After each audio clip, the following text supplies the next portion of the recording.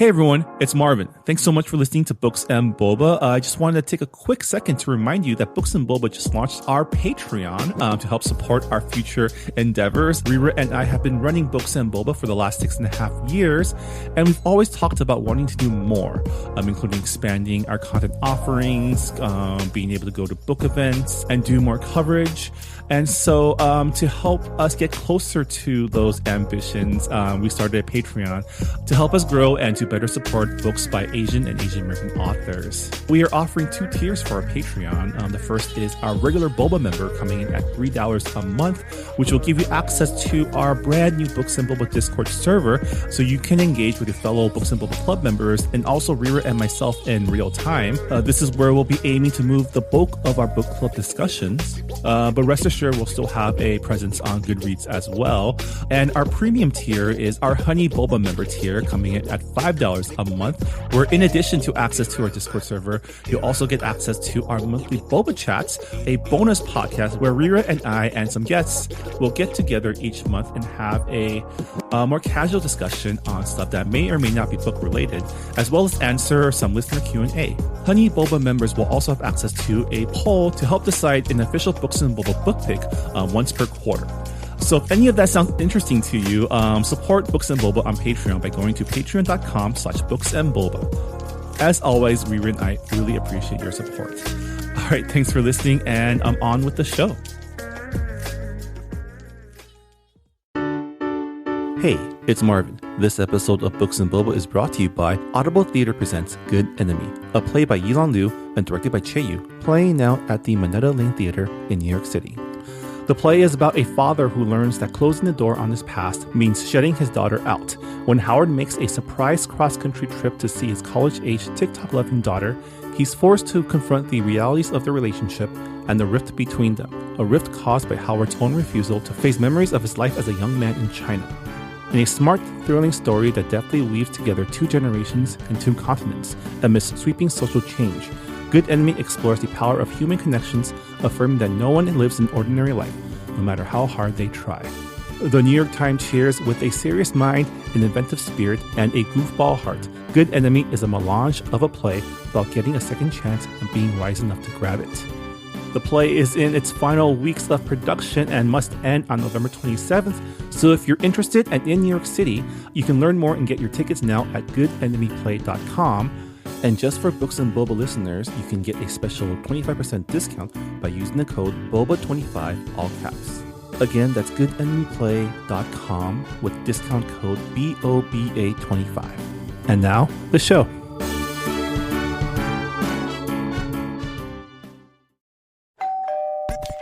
You're listening to Whoa! Potluck.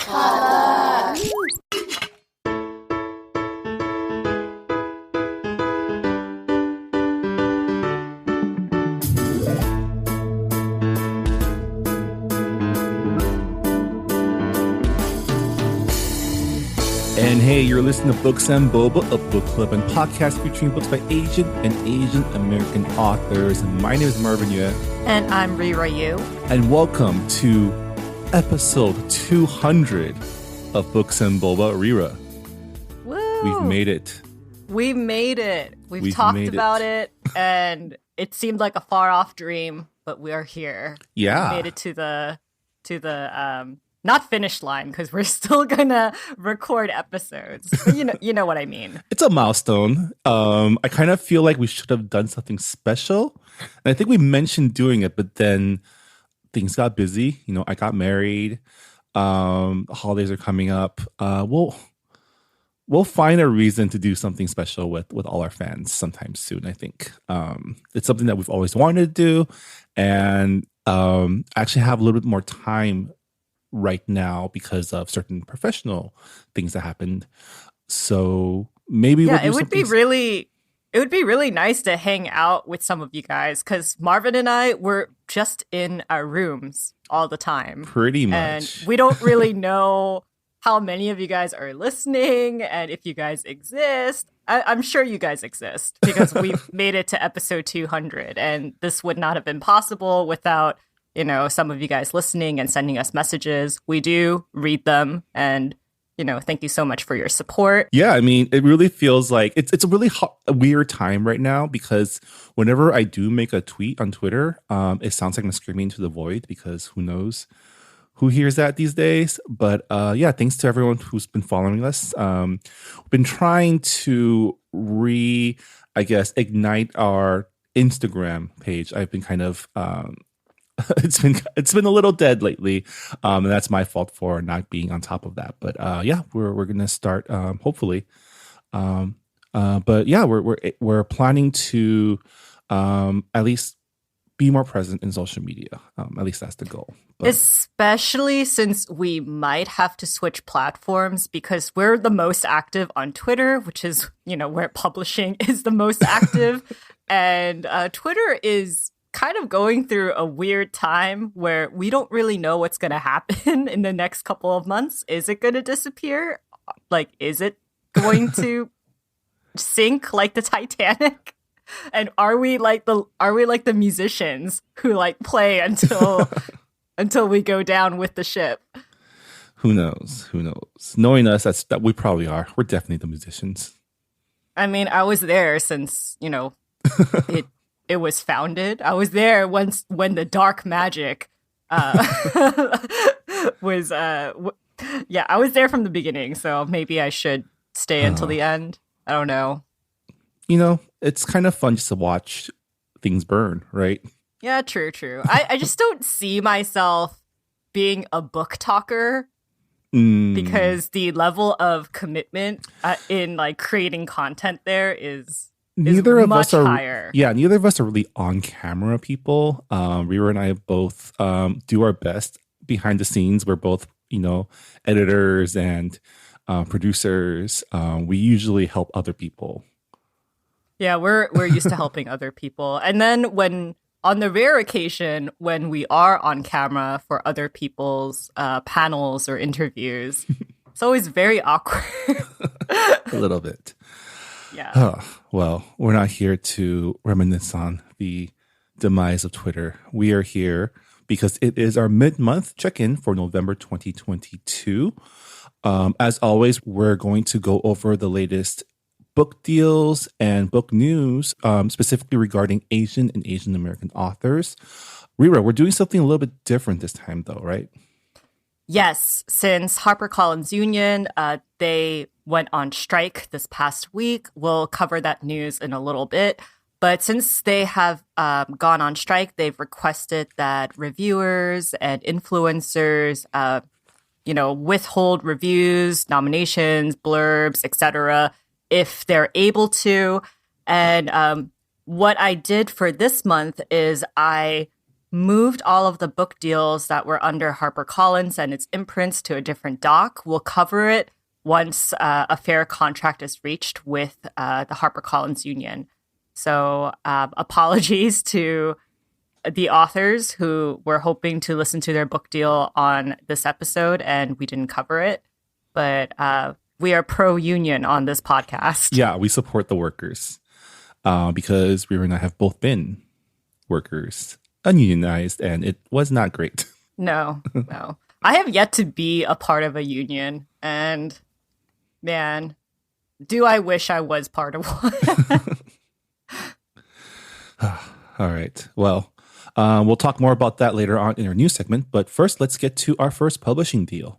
All right, our first publishing deal is St. Martin's Griffin bought Priyanka Taslim's adult debut from Mumbai with Love. The book follows a young woman who, after the death of her mother, attends the Mumbai wedding of a long-lost family member and gets thrown into a succession war for the most powerful company in India, while also navigating conflicting feelings for two handsome men with agendas of their own.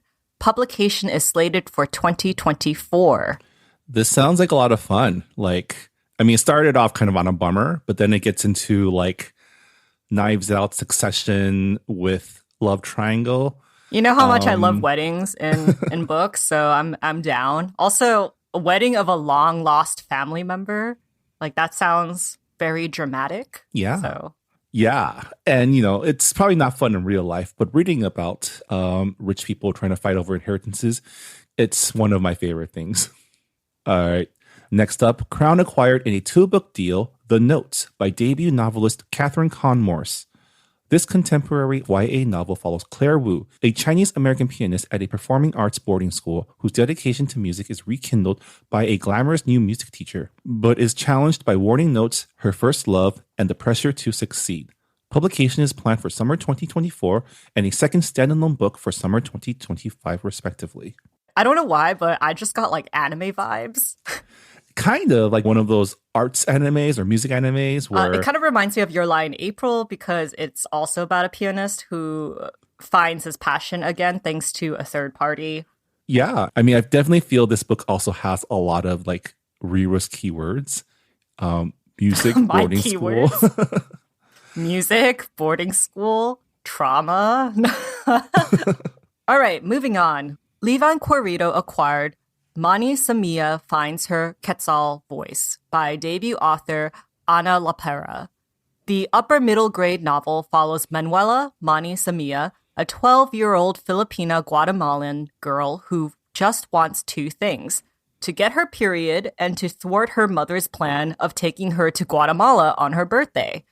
But when she discovers letters between her mother and her disappeared journalist aunt, Mani is transformed from quiet bystander into a budding activist. Publication is scheduled for spring 2024.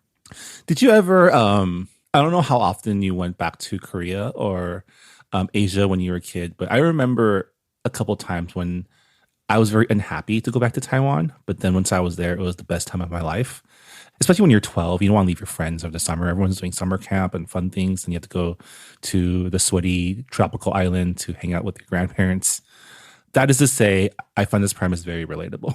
Yeah, it is very relatable. And also, I like how it's a Filipina Guatemalan girl, mixed race, mixed, multiracial, multi-ethnic family. Also, it's just really cool that she has a disappeared journalist aunt. The mystery behind that is pretty promising. All right. Our next deal. In a 6-figure auction, Razor Bill won North American rights to Crow Girl by debut author-illustrator Charlotte Wu. With echoes of Studio Ghibli, this middle-grade graphic novel fairy tale introduces Crow, a girl born with feathers on her face and the ability to talk to animals, who embarks on the quest with her new friend, the Cursed Prince, to change both their fates. Publication is planned for spring 2025. Yeah, this does give me Studio Ghibli feels. It's kind of like Howl's Moving Castle with the feathers and a cursed prince. Yeah, definitely sounds like a fun children's fantasy tale. And it's fun to see a female protagonist as well that's, not a princess. Yeah. So speaking of Ghibli, I've been watching a lot of vlogs where people are going to the newly opened Ghibli park. Oh, right. Looks so pretty. I want to go to there.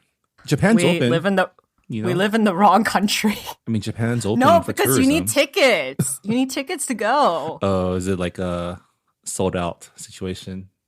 Yeah, like from what I've heard, you need to be a Japanese citizen in order to purchase like tickets or to reserve time. So you would have to find someone to book the reservations for you.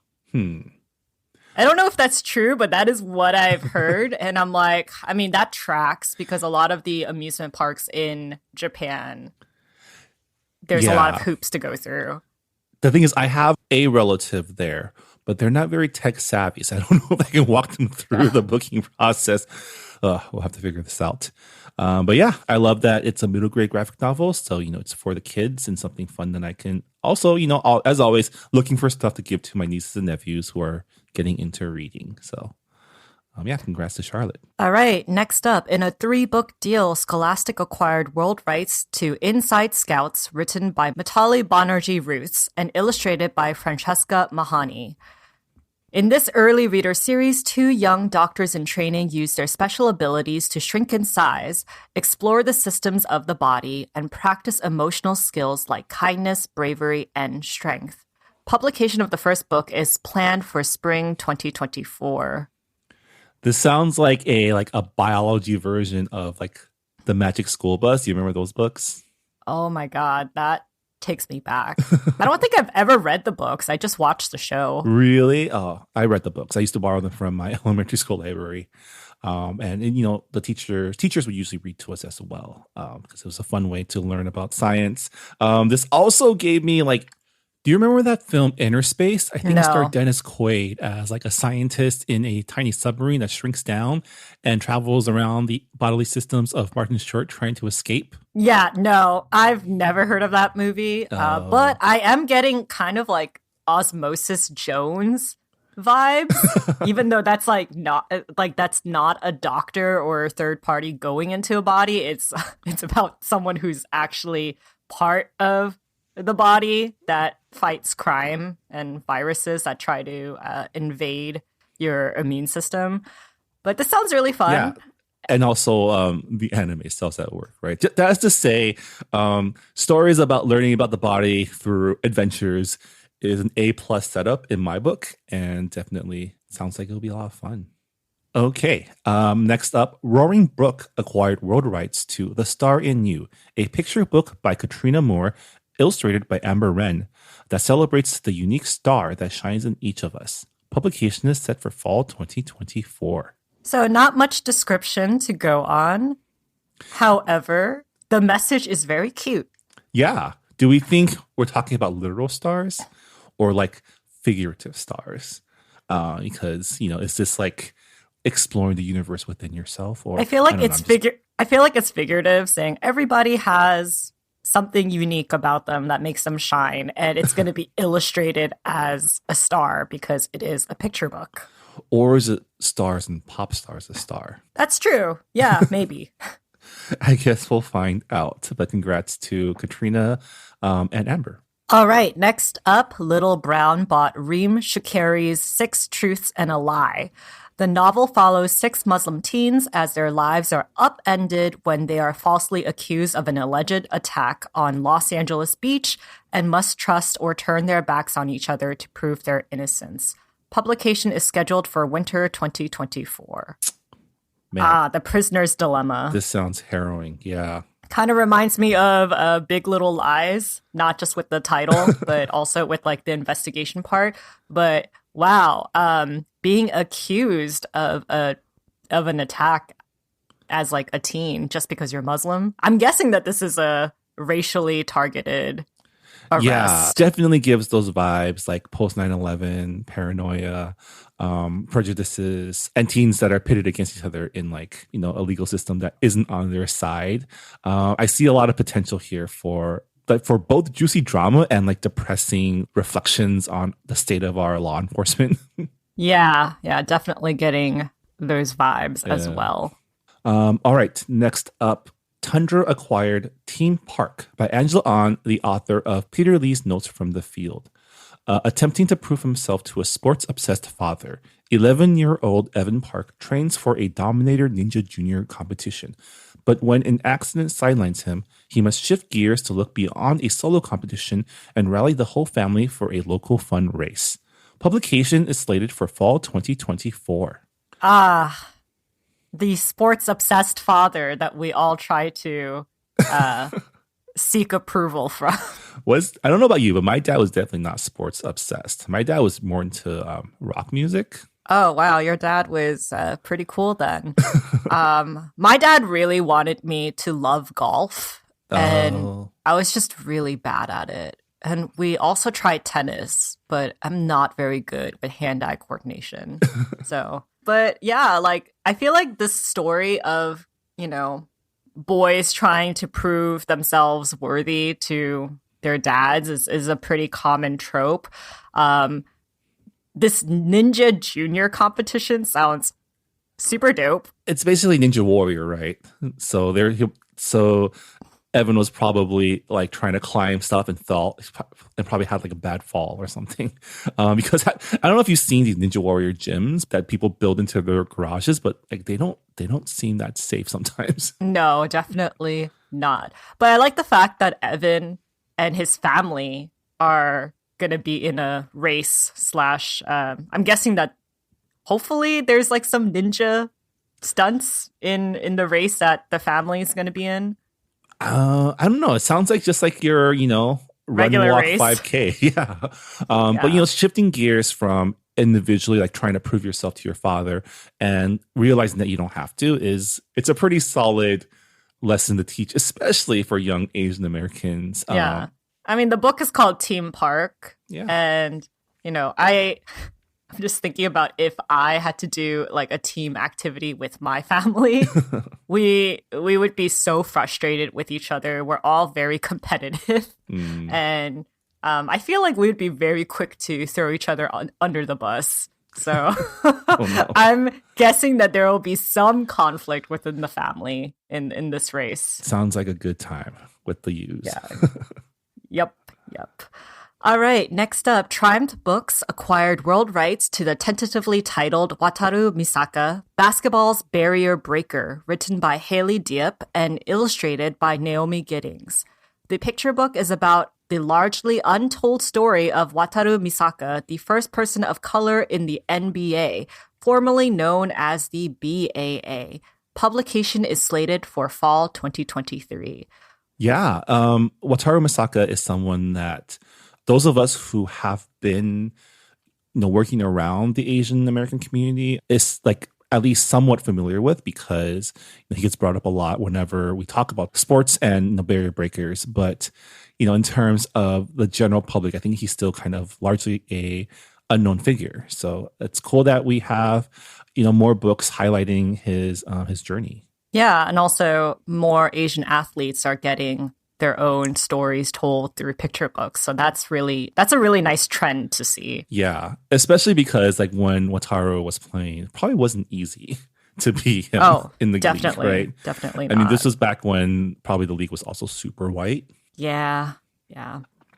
All right, our next deal, Union Square Kids acquired at auction A Bright Heart by debut novelist Kate Chenli. In this historical YA fantasy, when Mixin is murdered by the man she thought she loved, she is granted her dying request and wakes up 2 years earlier. She now needs to stop all the horrors she had unwittingly set in motion, but the past keeps changing and she needs to use her intelligence and wit to make sure the wrong man doesn't once again become king. Publication is planned for fall 2023. Ooh, a time travel story. Yeah, this sounds like one of many webtoons that I've read over the last few months. Also C-dramas.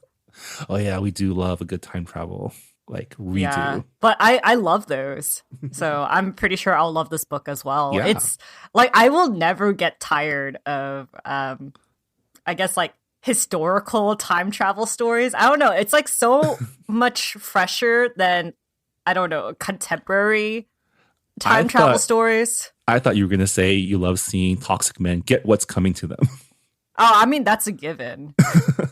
Yeah, sounds like a lot of fun. Congrats to Kate on her book deal. All right, next up, Crowd acquired world rights to the picture book Mamie Fights to Go to School, based on a true story. Written by Traci Huahn and illustrated by Michelle Jing Chan. This picture book is inspired by the real-life story of Mamie Tape, a Chinese-American student growing up in San Francisco in the 1880s who was prohibited from attending the local all-white school. Mamie and her parents filed a lawsuit, and her case went all the way to California Supreme Court. Publication is slated for summer 2024. Yeah, another historical fiction taking place in the turn of the century, a time when, you know, Chinese people were in the States. I think this case was mentioned in one of the episodes of Asian Americans, the PBS show. But I love that it's being dramatized into a picture book so that, you know, our kids can learn about some real life history about Asian Americans and how we existed back in, you know, the 1800s. Yeah. Okay, our next deal. In an exclusive submission, Simon & Schuster acquired Emmy-winning journalist and What the Fact author Seema Yasmin's debut YA novel, Unbecoming.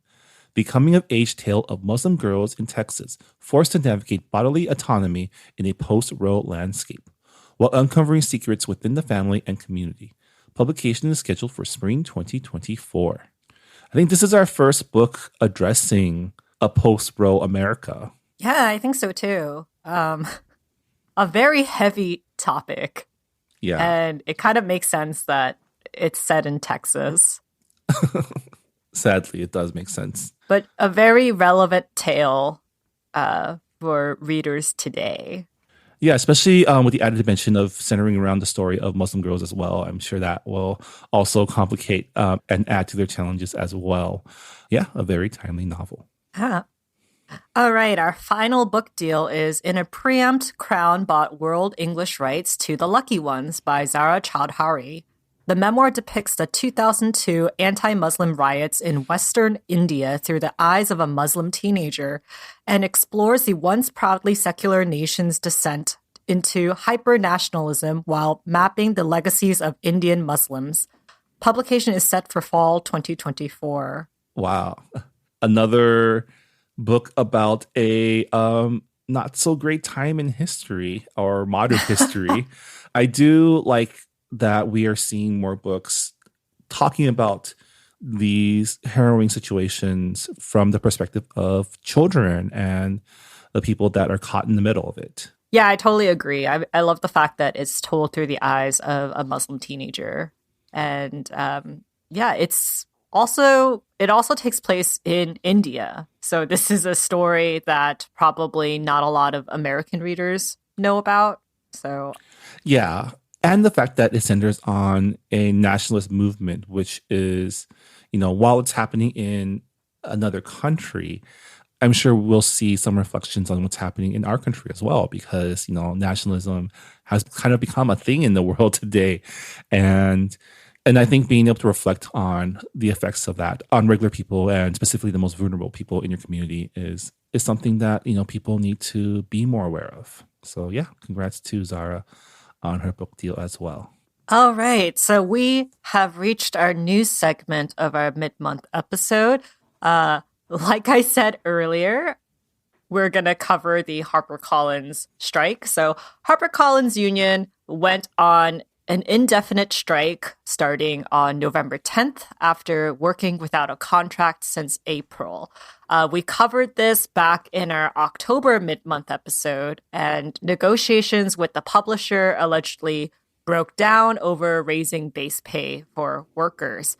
So we are on day 6 of the strike, and I highly recommend people follow Harper Collins Union on Twitter because you get more updates on what's happening with their strike. Ways to support. You can share HPC Union's graphics on social media. They have graphics for authors and booksellers as well as readers. They have a strike fund that they're asking donations from. It's a Google Doc form. So if anybody is saying to Venmo or PayPal the strike fund, it's probably fake. Please be careful. Also, you can email peopleteam@harpercollins.com, writing about your support for the union. And of course, if you are an author, editor, agent, try not to take HarperCollins contracts or renege contracts while the union is on strike. But yeah, like in our October mid-month episode, we talked about how low the pay is for entry-level positions at publishing companies. Publishing is notorious for underpaying their staff. I mean, it's in New York City. You can barely get by. I don't know how you can get by with $35,000 in salary. It's unheard of. Impossible. Like that is really low for New York, a city that's notorious for having like one of the highest standards of living costs in like the country. Yeah. And just the fact that,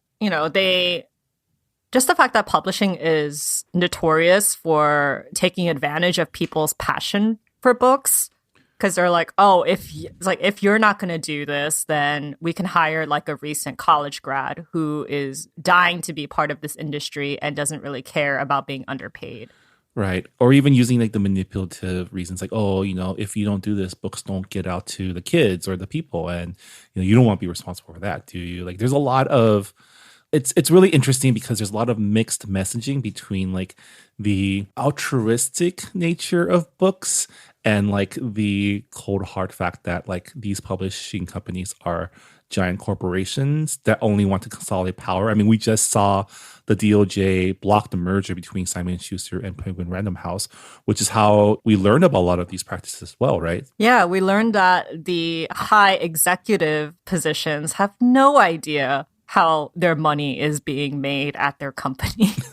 And they have no idea how publishing works, which is really funny because you would think that the top person in the chain of command would understand how their company works. But you would think anyway, that, but you would think all that, those people but look at our spreadsheets and numbers. Like they don't make decisions based on like the good a book can do. It's more how much money this book can do. And we're seeing this happening everywhere, right? We're seeing Barnes and Noble no longer taking all new books. We're seeing publishing companies really try to extract all the money they can out of libraries.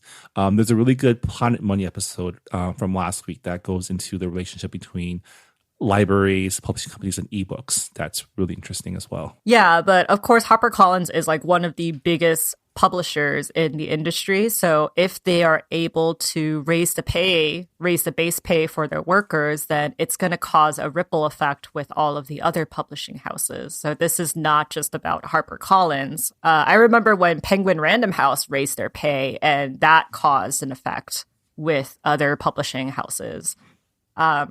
And also, like, I feel like we can't talk about the publishing industry without talking about like privilege, because a lot of ways, the main way a lot of people get into the publishing industry is through internships. And, you know, if you're going to be in a publishing house as like a editorial intern or whatever, as an editing intern or whatever, you have to read a lot of manuscripts. And, you know, if you don't have family support, and you have to like work a job on top of taking classes and doing an internship, that's not something that is easy to do. So a lot of the people who break into publishing, they had a lot of help.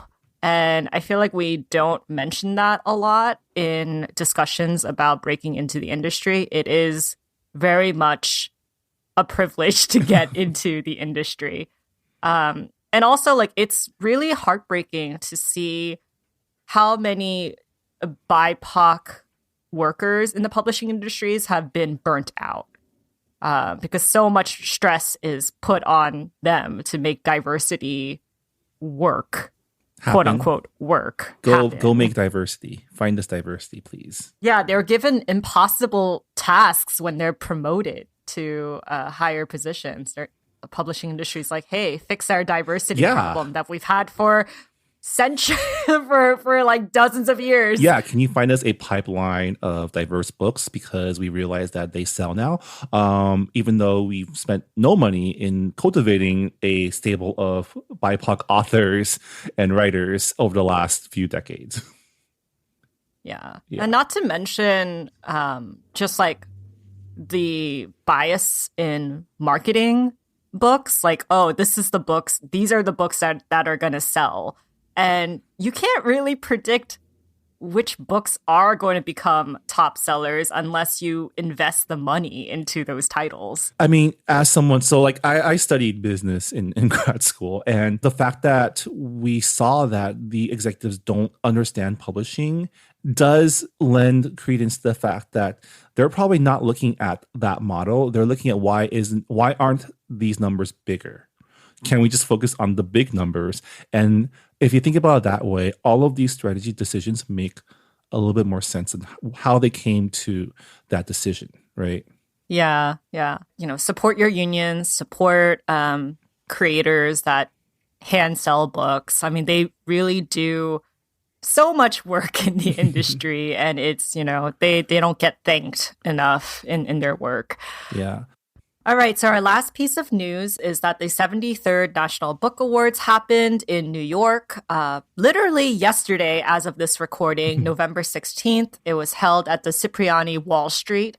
And funnily enough, the HarperCollins union members were passing out flyers and buttons outside of the venue. And speakers including Padma Lakshmi and Ibran X. Kendi, they wore the HPC union on strike buttons in support. Yeah. So you see these big buttons when they're like speaking. And the ceremony is on YouTube. So you can watch all of the final readings and award speeches on the National Book Awards YouTube channel. But like one of the biggest things that happened was that Sabah Tahir won the Young People's Literature Award for All My Rage. And for those of you who are unfamiliar with the story of All My Rage, it draws from Sabah Tahir's own childhood experience. Her family had a motel in the Mojave Desert. And the book is Tahir's first contemporary novel, and it follows a working-class Pakistani-American family from Lahore, and they move to Juniper, California, where they run a motel. And in her speech, Tahir said she was proud to be the first Muslim and Pakistani-American woman to win this award in this category, and dedicated her win to her Muslim sisters. Yeah. So congratulations to Sabah. I mean, like, this is incredible. All My Rage, like we haven't covered the book yet, but we've touched on it in previous episodes, and it really is like awesome to see like a Muslim and Pakistani author win such a prestigious award. Seeing more BIPOC authors crushing it at these award shows. Yeah, congrats to Sabah on that award. I didn't realize that it was a contemporary novel, or did I know that? I just forgot. You probably forgot because Sabah is most famous series is Ember in the Ashes, and that's a fantasy novel.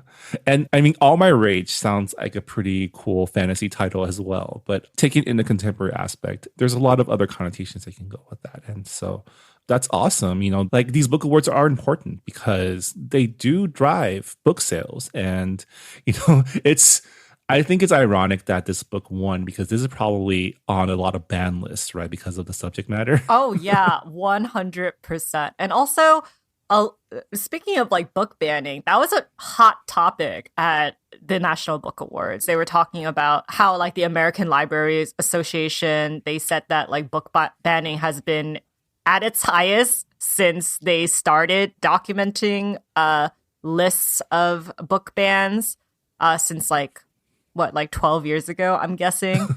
So we are in a time where it is a struggle if you are a librarian or an educator in order to like have these books by especially BIPOC authors. Yeah, I mean, we mentioned earlier about, you know, seeing our own country slide into nationalism while reading about other countries slide into nationalism. And in our world, this is the most apparent in book banning because some of these books there's no reason to ban them. I don't know.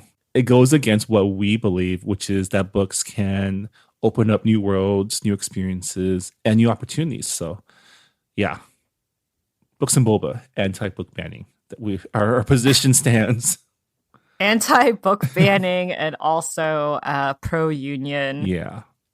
I'm sure a lot of the books that we covered on this show are on those book banning lists. So yeah, I mean, it seems like it doesn't take much to get on that list, to be honest. That is true. Yeah, it does not take much. You have a gay character? Ban. If you talk about racism, ban, because it makes white parents feel bad that their children might feel bad about being related to racists.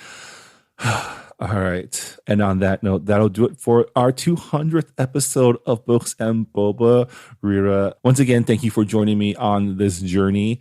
200 episodes strong, 6 years. We've read 72 books at this point? I don't know math. I don't know. I mean, you can find most of our book picks for book club and books that we've covered in author interviews at our bookshop.org affiliate shop. Yeah, there's a lot of books that Yeah. we've read for this show. And definitely, if you're thinking about Christmas shopping, do check out our bookshop. It's our online bookstore where we have all the books that we've covered on this show, as well as a lot of really great reading lists that Rita put together based on different themes. It's the perfect gift for your friends and family and young ones who are looking for more representation in their readings. And as always, any purchase on the site will support not only your local bookstores, but also our podcast as well. But since this is our 200th episode, I think we should close by, I guess, just like picking the most memorable book that we've read on this show. I mean, do you have any, Marvin? I'd say off the top of my head. Yeah, at the top of your head. Probably Jade City, when we interviewed Fonda Lee on a very early episode, because that was my first like epic Asian inspired fantasy book. You know what I still recommend to a lot of friends is actually Sorcerer to the Crown. The Wow, Regency era fantasy. That was such a long time ago. Wasn't that like our third or fourth? It was really early, but pick? It definitely like it opened my eyes to the world of Regency literature, I guess, because it was the first one of those that I actually read. And so, yeah, like we mentioned, it opened my eyes to the potential of mixing of this genre because, you know, it incorporated the fantasy stuff that I love. For me, let's see. At the top of my head, it's probably Beating Heart Baby by Leo Min. I remember how we just kind of went all geek in our author interviews, and we talked about like our band experiences, and it was just like so nice to have like more LGBTQ representation with Asian characters in contemporary fiction. I'm trying to think like what else. I also really liked Last Night at the Telegraph Club, which we read earlier this year by Melinda Lowe. It was a book that I had on my TBR pile for a really long time. And it was just really cool to read a historical fiction. It was really cool to read about like a lesbian nightclub that had to kind of operate under the table. So we learned a lot, and I thought it was like a really sweet romance. So yeah, those are the two books at the top of my head that were really memorable on this show. Yeah. I think it's funny that I chose books that we read like 6 years ago and you chose books that we read this year. Listen, I have short-term memory, okay? So like I gravitated towards like the more recently read books. Yeah. What did we even read last month? We read The Whole. Oh, we read The Whole. That's right. All right. Spooky month. Got Spooky it. month. Right. Yeah. All right. Well, speaking of what we read last month, Reba, can you remind us what we're reading this month in November 2022? We are reading Year of the Tiger, An Activist's Life by Alice Wong. So this is a memoir. We're going back into nonfiction, and Alice Wong is the founder of Disability Visibility. And I think it's our first time reading a book where disability is like front and center in the story. So I'm really excited to read this book. Well, we'll be discussing that book at the end of the month. But yeah, that'll do it for our episode. I think we'll be taking next week off. So happy Thanksgiving to everyone who celebrates. Wishing you all a pleasant experience with your families, or at least a non-confrontational one. Oh, that's impossible. But I hope you eat a lot of good food. Yeah. You know, whether it's turkey or kalbi or whatever Asian food that's going to be inevitably at the table. I'm sure there's some of you who are going to eat hot pot for Thanksgiving. Oh, that sounds good, actually. All right. Well, thanks for listening, and we'll see y'all next time. Bye, everyone. Right, bye. Thanks for listening to Books and Boba. This podcast was hosted by Marvin Yue and Rira Yu and edited and produced by Marvin Yue. follow the book club on Twitter and Instagram by going to @BooksandBoba and engage with us on Goodreads on our Goodreads group. You can also check out past episodes of the podcast by going to booksandboba.com and by subscribing to us on your favorite podcast app. Don't forget, you can support Books and Boba and Asian American authors by purchasing books at our bookshop.org account. Check out the link in our show notes and also at booksandboba.com. Books and Boba is a proud member of the Potluck Podcast Collective, a collective of Asian American hosted podcasts featuring unique voices and stories from the Asian diaspora. Learn more about the collective and check out our fellow Potluck shows by visiting the website podcastpotluck.com. Thanks for listening.